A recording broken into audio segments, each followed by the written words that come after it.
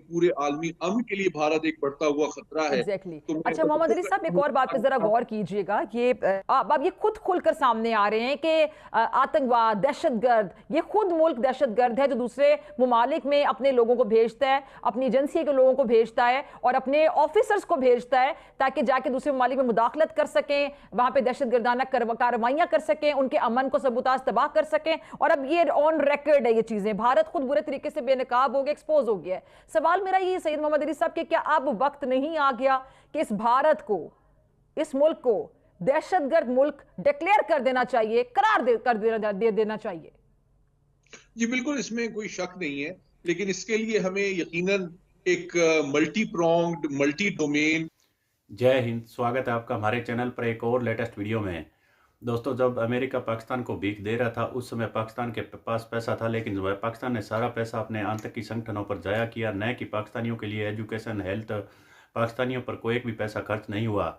लेकिन उसका खामियाजा आज पाकिस्तान की जनता भुगत रही है। और आप देखते होंगे किस तरह पाकिस्तानियों को आटे के लाले पड़े हुए हैं और उन जिहादी संगठनों को पालने के लिए पाकिस्तानी फौज के पास एक भी पैसा नहीं है।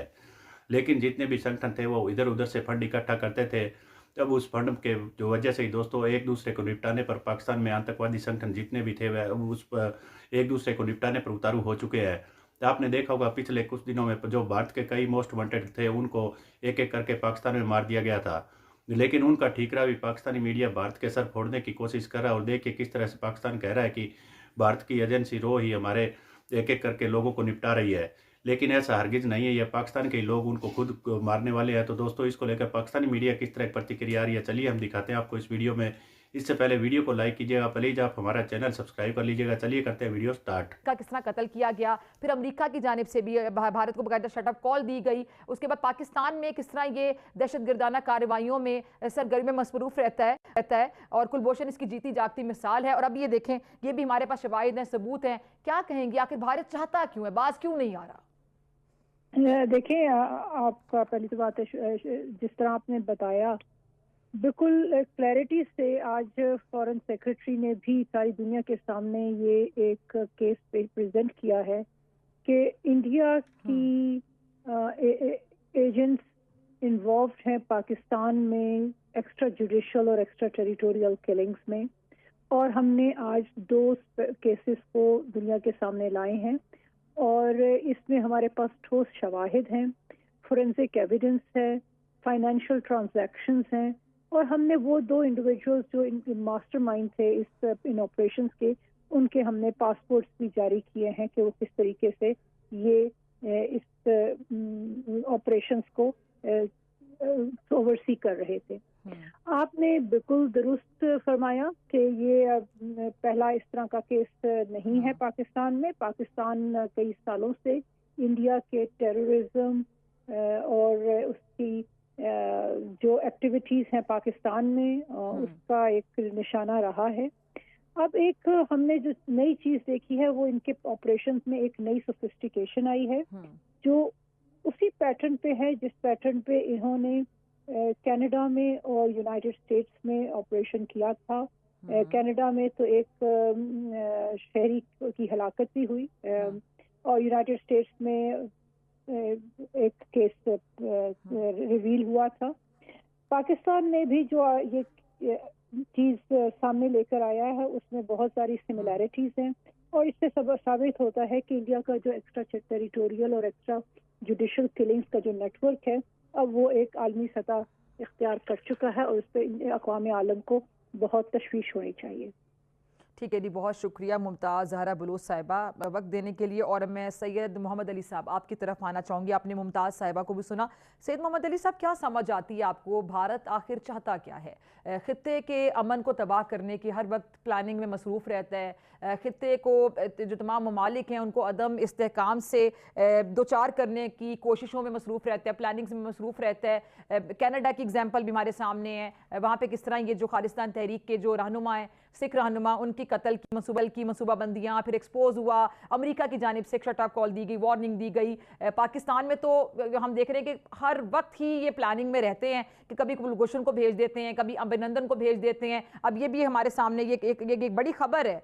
भारत बाज क्यों नहीं आता, खासतौर पर जब इलेक्शन सर पर होते हैं? सैयद मोहम्मद अली, तो पाकिस्तान में इस तरह की कार्रवाइयां करवा के पाकिस्तान के खिलाफ कोई ना कोई फॉल्स फ्लैग ऑपरेशन करके या इस तरह अपने जासूसों को यहाँ भेजकर दहशतगर्दाना कार्रवाइयां प्लान करके ये क्यों वोट बैंक अपना मजबूत करना चाहता है?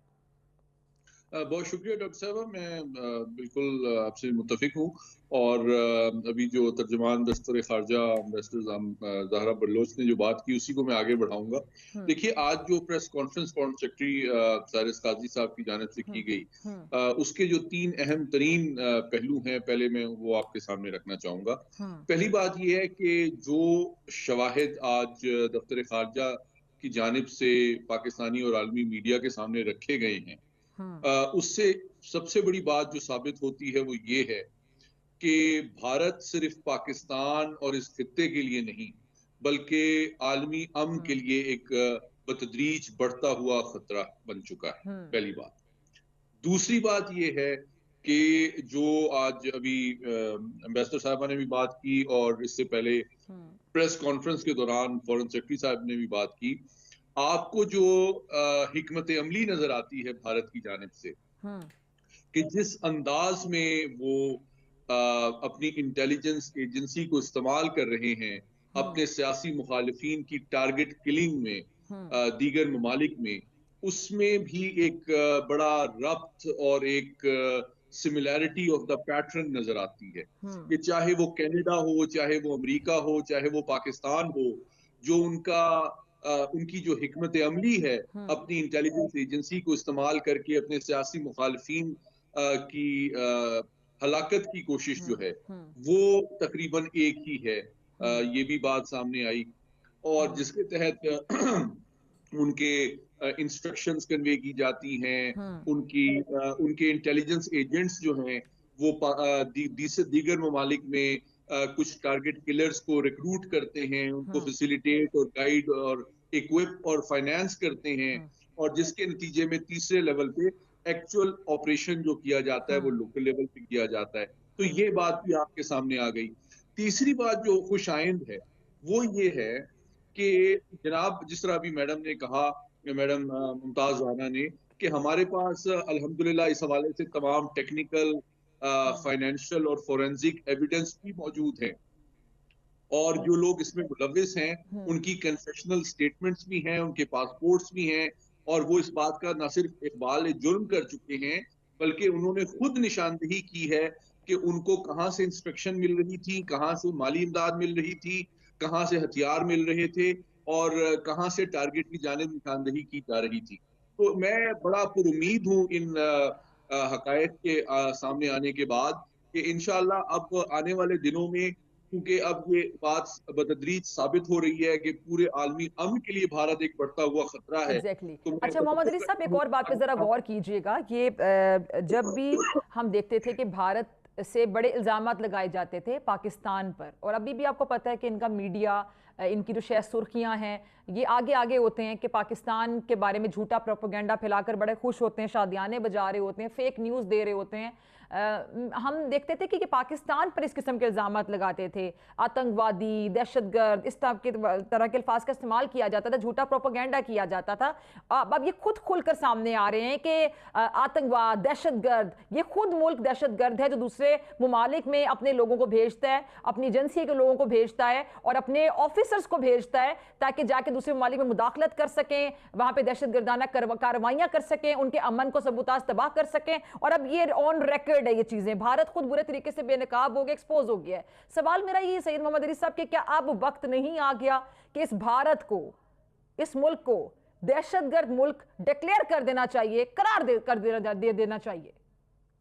जी बिल्कुल, इसमें कोई शक नहीं है, लेकिन इसके लिए हमें यकीनन एक मल्टी प्रोंग्ड, मल्टी डोमेन, एक जामिया हिकमत अमली बनाने की जरूरत है, जिसके तहत हम इन तमाम शवाहिद और सबूतों की बुनियाद पे, मैं समझता हूँ साइमल्टेनियसली सिफारती, कानूनी और पब्लिक में मीडिया के जरिए से पूरी आलमी बरादरी को मल्टीलैटरल लेवल पे भी और बायलैटरली भी ये डोसिए और एविडेंसेस उनसे शेयर करें, ताकि हम दुनिया को ये बावर करा सकें कि भारत जो है अब सिर्फ अपने मुल्क के अंदर अक़लियतों और मकबूजा कश्मीर और इस खित्ते के छोटे ममालिक के ही खिलाफ नहीं, बल्कि आलमी बरादरी और इवन उन मगरबी ताकतों जो कि भारत से ये तवक्को करते हैं कि वो उनके तस्वीराती अजाइम में मदद करेगा चीन को कंटेन करने में, उनकी गलत फहमी भी दूर हो सके और उनके सामने ये हकीकत वाजे हो सके कि जिस मुल्क को वो एटमी टेक्नोलॉजी दे रहे हैं, जिसको वो मिसाइल टेक्नोलॉजी दे रहे हैं, जिसको वो न्यूक्लियर सप्लायर्स ग्रुप की मेंबरशिप देना चाहते हैं, जिसको वो अक़वाम मुत्तहिदा का परमानेंट रुकन बनाना चाहते हैं, उसका नजरिया, उसकी हकीकत और उसकी हिकमत अमली ये है कि खुद उन्हीं के ममालिक में वो अपने सियासी मुखालफिन की टारगेट किलिंग के लिए अपनी इंटेलिजेंस एजेंसी को एज अ पॉलिसी यूज करता है। तो इन हकायक के सामने आने के बाद मैं पूरी उम्मीद हूं कि बतदरीज आलमी बरादरी और खुसूसन मगरबी ताकतें जो हैं वो भारत के हवाले से एक हकीकत पसंदाना पॉलिसी रिव्यू करेंगी, जिसके नतीजे में उनके साथ सियासी, सिफारती, माशी, दिफाई और इंटेलिजेंस के जो तो देखा होगा दोस्तों, अब पाकिस्तान के पास पैसा, पाकिस्तानी आर्मी के पास लोग इनको देने के लिए है नहीं, क्योंकि पाकिस्तानियों के खुद के ही अब दोस्तों रोटी के लाले पड़े हुए हैं। ऐसे में यह फंड जो इधर उधर से इकट्ठा करते थे, उस फंड की कमी की वजह ही दोस्तों एक दूसरे को ये पाकिस्तानी आतंकी खुद ही निपटाना शुरू कर चुके हैं। और जो जितने भी लोग मारे गए थे उन सबको मारने वाले पाकिस्तानी थे। लेकिन उसके बावजूद भी पाकिस्तानी मीडिया, आपने देखा होगा किस तरह से कह रहा है कि भारत के बारे में हमें दुनिया भर में पोल खोलनी चाहिए, ये करनी चाहिए। लेकिन दुनिया में जब कहीं भी ये जाते हैं तो इनको खुद को किस तरह आतंकी की निगाह से देखा जाता है। और दोस्तों आपने देखा होगा पाकिस्तान ने दुनिया भर में आतंकवाद एक्सपोर्ट कर करके अपना यही नाम कमाया है। तो दोस्तों अब देखते हैं पाकिस्तान का क्या होगा। हम आपके लिए इसी तरह की एक से एक लेटेस्ट वीडियो लेकर आते रहेंगे। आप हमारे साथ जुड़े रहिएगा, हमारे यूट्यूब चैनल को सब्सक्राइब कीजिएगा। अगर फेसबुक पर देख रहे हैं तो हमारे पेज को फॉलो कर लीजिएगा। मिलते हैं अगले वीडियो में, तब तक जय हिंद, वंदे मातरम।